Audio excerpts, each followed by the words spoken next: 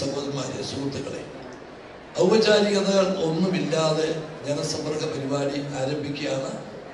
ഇത് ഏറ്റവും നല്ല നിലയിൽ കൊല്ലം ജില്ലയിൽ ക്രമീകരിച്ചതിന് ജില്ലാ കളക്ടറോടും ഈ ജില്ലയിലെ എല്ലാ ഡിപ്പാർട്ട്മെന്റിലെയും ഉദ്യോഗസ്ഥരോടും ഇതിനെല്ലാം നേതൃത്വം നൽകിയ ഈ ജില്ലയുടെ ചാർജ് വഹിക്കുന്ന മന്ത്രി ശ്രീ ഷിബു ബേബി ജോണിനോടും മറ്റ് ജനപ്രതിനിധികളോടുമെല്ലാം പ്രത്യേകമായ നന്ദി പറയാൻ ഞാൻ ആദ്യം തന്നെ അവസരം വിനിയോഗിക്കുകയാണ്.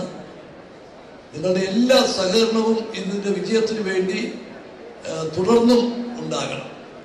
അപ്പം ഇവിടെ വിളിച്ചു വരുത്തിയ പരാതിക്കാരുടെ പരാതിയാണ് ഇപ്പൊ കേൾക്കുന്നത്. 1 മണി മുതൽ 2 മണി വരെ ഇവിടെ പുതിയതായി വന്ന പരാതികൾ സ്വീകരിക്കും. 2 മണി കൊണ്ട് പുതിയ പരാതികൾ മേടിക്കുന്നത് നിർത്തുമെന്ന് ഞാൻ പറയുന്നില്ല. കാരണം പരാതിക്കാർ വീണ്ടും ഉണ്ടെങ്കിൽ അല്പസമയം കൂടി എടുത്ത് എല്ലാവരുടെയും പരാതി സ്വീകരിക്കും.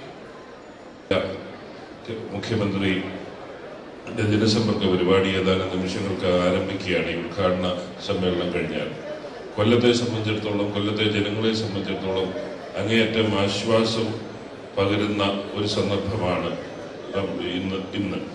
13ാമത്തെ ജനസമ്പർക്ക പരിപാടിയാണ് കൊല്ലം ജില്ലയിൽ നടക്കുന്നത്. നേരത്തെ ഈ ജനസമ്പർക്ക പരിപാടി നടത്തുവാൻ തീരുമാനിച്ചിരുന്നതാണ്. പക്ഷെ അന്നാണ് കണ്ണൂരിൽ വെച്ച് മുഖ്യമന്ത്രിക്ക് കല്ലേറുണ്ടായത്.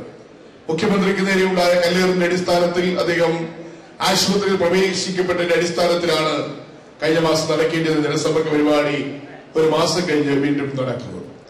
വളരെ പ്രിയങ്കരനായ ശ്രീ പുനരൂർ മധു, ശ്രീ രതികുമാർ, പ്രിയപ്പെട്ട ജർമിയാസ്, വളരെ പ്രിയപ്പെട്ട ശ്രീ ഷാനവാസ് ഖാൻ, പ്രിയപ്പെട്ട രാജ്മോഹൻ ഉണ്ണിത്താൻ, വളരെ കരിമണൽ ഖനനം അയ്യാറിയുടെ നേതൃത്വത്തിൽ തന്നെ നടത്തേണ്ടതും കിട്ടുന്ന കരിമണൽ ഈ വ്യവസായത്തിൽ കേരളത്തിൽ ചുവടുറപ്പിച്ചിട്ടുള്ള ഏതു സ്ഥാപനങ്ങൾക്കും സർക്കാരിന്റെ